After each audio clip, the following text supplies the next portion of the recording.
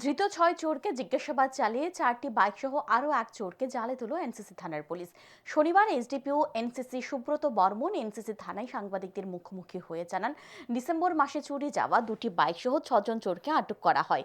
তাদেরকে জিজ্ঞাসাবাদ চালিয়ে কোনাবন জঙ্গল থেকে ৪টি বাইক উদ্ধার করা হয়। উদ্ধার হওয়া বাইকগুলির মধ্যে একটি তেলিয়ামুড়ার, একটি গন্ডাছড়ার ও ২টি বাইক বিশালগড়ের। এই মামলার আরও একজনকে গ্রেফতার করা হয়েছে শুক্রবার। শনিবার তাকে আদালতে সোপর্দ করা হয়েছে। পাশাপাশি গোয়ালাবস্তি এলাকা থেকে ৭ই ডিসেম্বর চুরি যাওয়া একটি স্বর্ণের চেইন উদ্ধার করা হয়েছে। আদালতের নির্দেশে স্বর্ণের চেইনটি প্রকৃত মালিকের হাতে তুলে দেওয়া হবে বলে জানান তিনি।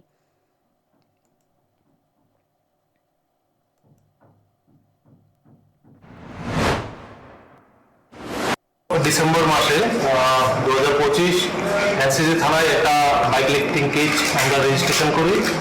ওই কেসের ইনভেস্টিগেশনে আমরা দুটো বাইক রিকভারি করি এবং ওই কেসে আমরা 6 জনকে মোট অ্যারেস্ট করি।